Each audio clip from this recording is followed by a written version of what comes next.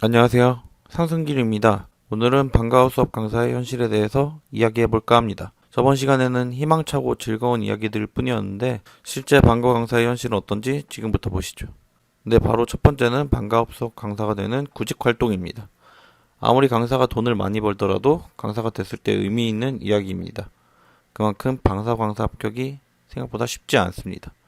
그럼 그 쉽지 않은 구직 방법에 대해 알아보겠습니다. 구직 방법은 크게 두 가지입니다.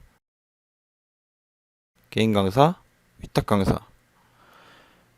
개인 강사는 아래 내용과 같이 모두 준비해야 합니다. 하지만 위탁 강사 같은 경우 위탁 업체에 제출해서 채용만 되면 됩니다.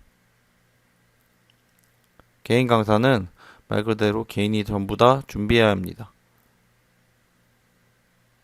학교마다 모집 일정이 다르기 때문에 틈틈이 확인을 해야 하는데요. 학교 홈페이지를 직접 확인하거나 지역별 방과후 학교 인력풀에서 확인 가능합니다. 모집 일정을 확인하였다면 이제 각 학교에 맞춰서 서류를 준비하시면 됩니다.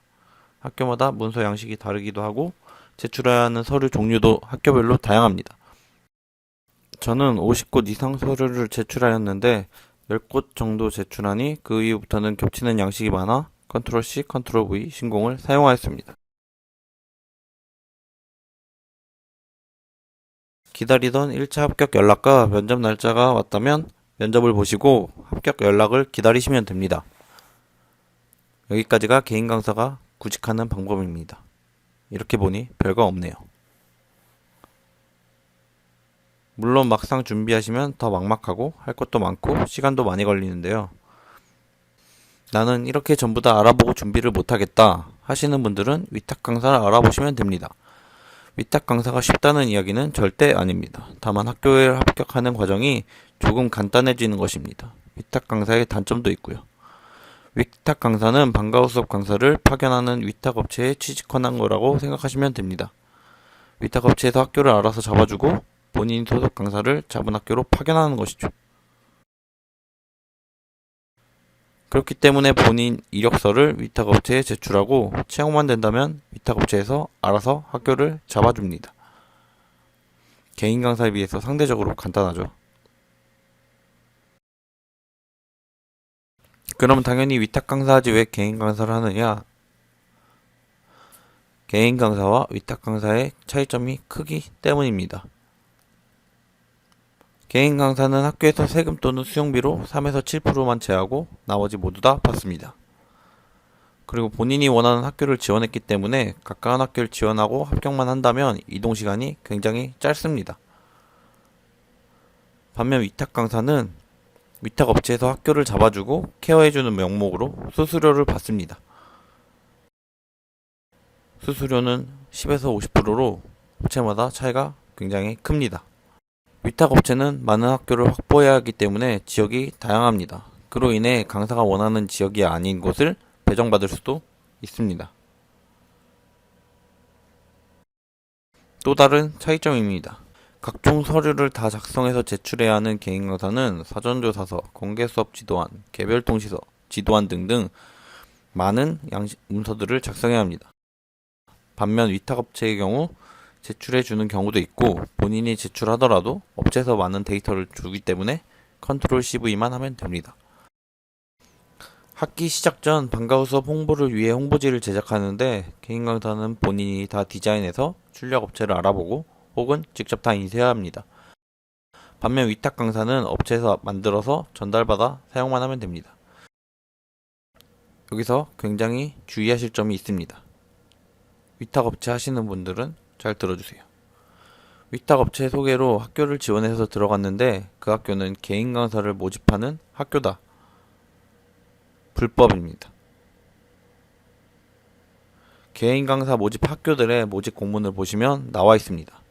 예로 특기적 성교육 강사 송출업체 소속이 아닌 자, 이런 불법 업체들이 수수료도 정말 많이 받습니다. 뒤늦게 수수료를 낮추거나 없애려 업체에 말해도 계약서를 작성하셨다면 불가능합니다. 학교 입장에서는 강사님도 불법 송출업체 소속이기 때문에 학교를 그만두시거나 다음에 학교 재계약 전까지는 수수료를 납부하셔야 됩니다. 불법 업체 구별법입니다. 수수료가 있는데 소개해준 학교에 면접을 봐야 한다. 혹은 외면접 위주로 교육만 시킨다. 그럼 무조건 불법 업체입니다. 합법적인 위탁 업체를 들어가셨다면 학교에서 면접을 볼 필요가 없습니다. 왜냐하면 학교를 지정해서 주기 때문이죠. 스펙입니다. 바로 개인 강사로 뛰실 수 있다면 좋겠지만 사실 개인 강사를 뽑는 학교들의 경쟁이 굉장히 치열합니다. 개인 강사는 한마디로 관련 분야 스펙, 강사 채용 점수표에 가산점을 주는 항목이 있는데 세 가지 항목이 가장 큰 가산점을 줍니다. 학과 졸업, 자격증 보유, 경력. 만약에 이 스펙이 부족하다면 위탁업체에 들어가서 경력을 1, 2년 정도 쌓고 그 이후에 개인 강사로 전향하시는 것도 좋은 방법입니다. 왜냐하면 방과후 강사에게 가장 좋은 스펙은 방과후 학교 경력이기 때문입니다. 그리고 업체에 소속되어 있을 때 다른 자격증이나 관련 경력을 얻을 수 있는 시간과 정보가 많이 생기게 됩니다. 그럼 뭐가 가장 힘든가? 합격률이 매우 낮습니다. 스펙이 좋아도 개인 강사가 되기 힘듭니다. 왜냐하면 학교가 가장 크게 보는 것이 성실함, 그 다음이 스펙입니다. 즉, 스펙은 좋지만 방과후 수업 경험이 없다면 학교에서는 크게 매력을 느끼지 못하는 것입니다. 그래서 발생하는 게 모집 공고는 낮지만 강사는 정해져 있는 답정너 같은 상황입니다. 이게 뭔 말이냐? 성실함을 우선으로 보는 학교, 그 학교가 기존 강사가 큰 문제 없이 성실했다. 그러면 기존 강사를 뽑게 됩니다. 스펙이 엄청난 강사님이 오더라도 힘듭니다. 그리고 기존 강사가 학생 관리를 못해 내가 그 자리로 들어가도 문제가 발생합니다. 바로 기존 강사가 떨어뜨린 과목의 평판으로 새로운 강사가 와도 수강생이 매우 적습니다. 이런 경우 그래도 합격한 것이기 때문에 한 학기 길게는 1년 정도 정말 열심히 해서 평판을 바꾸고 그래야 수강생이 늘어납니다. 이 부분이 가장 중요합니다. 수강료는 학부모님 지갑에서 나오게 됩니다. 그래서 학생들과 관계만 좋아서는 고정적인 수강생이 크게 생기지 않습니다. 오히려 학부모님과 관계가 좋다면 아이가 싫어해도 하게 되는 경우가 생깁니다. 물론 학생과 학부모님 모두 관계가 좋으면 좋겠죠. 그런 측면에서 학부모님들이 무엇을 좋아하시는지 빠르게 파악하셔야 합니다.